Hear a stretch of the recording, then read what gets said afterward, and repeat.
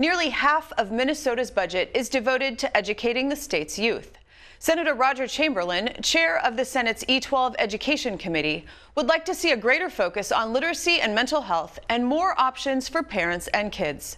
You moved from chairing the Tax Committee to chairing the E12 Education Committee this session, and you've said that your approach is to focus on kids and families rather than systems. What do you mean? Well, I think we all understand systems. You know, the pure definition of a system is a number of parts or things in a complex, forming a complex whole, unitary whole. For example, the public education system is a combination of transportation, buildings, educators, politicians, bureaucrats, and all the other things that go into educating a child. Well, that's a system. The public education system is a system. I chose, and we believe, many parents believe, that we should be funding the kids and the parents. Put the money in their hands, and then they will decide who to fund and what is best for their kids. So giving it to the parents, the kids, instead of to this system that by their own definition has been failing kids for 30, 40 years now. Well, so I'm actually going to go a little bit out of order. I'm going to jump ahead because this is to that point.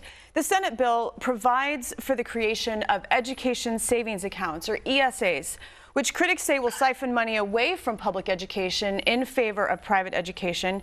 You've said that it empowers parents and that it will improve outcomes for students of color in particular. Can you explain how this program would work? Well, it's basically, it's very simple at its heart. And the core is we take money that's already allocated to child. In Minnesota, the average the average dollar amount attached to a child general education revenue average is about $10,000, give or take. So essentially that money would be taken, instead of that money going to that school where that kid is at, that money would, if the child is pulled from that school and goes to a different school, then that money follows that child into another school, you know, private or public or charter. It's funding the kid. The money follows the kid and doesn't stay in the school system. So this way it opens up to private schools as well. I like to think of it, and many people think of it as it's all public education, charters, government schools, magnet schools, homeschooling, IB schools. It's all public education. Where they get that education really doesn't matter as long as they're getting what they need, reading, writing, and all those things that are going to make them great citizens, great people, and set them up for success and happiness and prosperity later. Now, you mentioned reading, and goes into an account that follows the student. And yes. So can it also be used for other things besides tuition? Yeah, I mean, anything that does is attached to education, books and materials, and cap on the amount of electronics, right? You buy a computer and some stuff like that. But yeah, anything that would go into helping that kid get a complete education. So you mentioned reading, and you have long advocated for helping students with dyslexia. This education bill would expand the use of reading and spelling training program, specific reading and spelling training program for teachers called LETRS, Language Essentials for Teachers of Reading and Spelling, LETRS. A number of news stories over the past several years have talked about nationally how the U.S. is not doing a good job of teaching kids how to read, and reading is a predictor of academic success. How would this particular program help, and do you expect to see significant progress in reading outcomes? First, I'll answer the second question first. Absolutely. The large-scale operation where they've shown success is Mississippi. Now, Mississippi did a few other things that Minnesota had already done, but Mississippi went to the LETRS program to ensure that all their educators, all their teachers had the basic understanding how the science of reading works and get away from whole language. So yes, it can be successful. Mississippi, by the way, leads Minnesota and is ahead of Minnesota in scores overall, and particularly for children of color, African-American children, Hispanic children.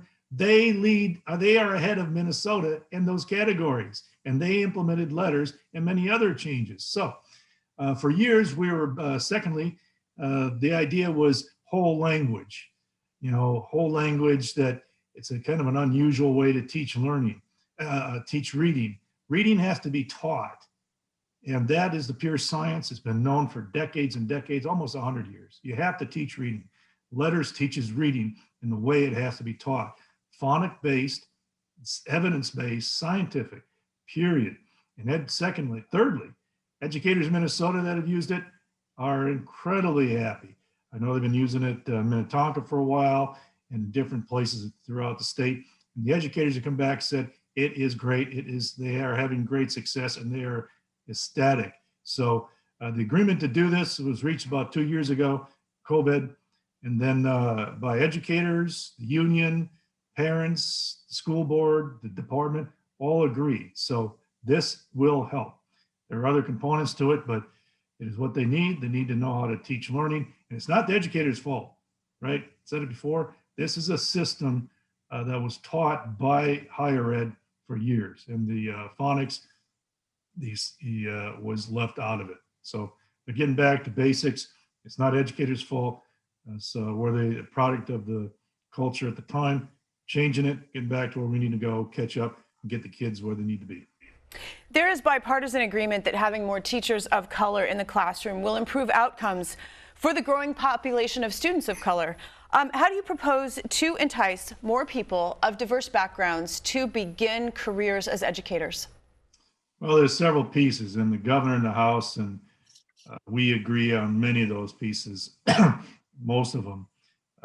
First, you got to really focus the efforts on finding these candidates, and it starts early, right? The whole spectrum. You start early in elementary school, you get them in high school, you say, hey, here's a great career path. We need you. Why don't you come over here? So the whole process, right, from beginning to end. So first you get the kids involved. That's longer term. Secondly, you put money behind it, give more money to the districts to help develop and recruit those educators.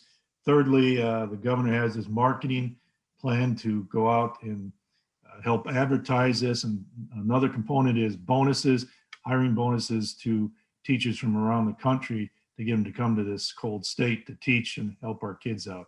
So it's a package of things, giving some local control, bonuses, mentoring. And one thing we want and believe is important is getting rid of this LIFO thing and also leaving the teacher licensing system alone. So those are two areas we will disagree on, LIFO and teacher licensing, but there's a package of things. We agree mostly with the governor and the House.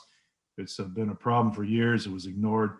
And frankly, it's kind of ridiculous we're at this point, but we're going to fix it. And LIFO being last in, first out in terms of the hiring and laying off of teachers. Mental health of young people concerns about the mental health of young people was common before the pandemic. You and I have spoken more than once about the problem of social media and mental health. Since COVID, mental health is even of greater concern. What have you proposed to improve students' mental health?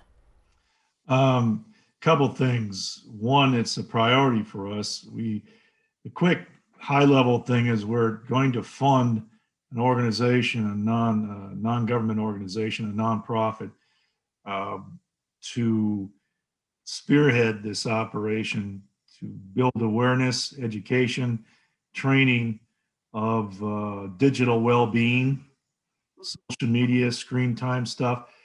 Live more, screen less would be the department would have oversight over them, but they would be charged with reaching out to schools, building awareness, creating partnerships, and educating people and training teachers and others and kids how to deal with this menace, which is social media and too much screen time.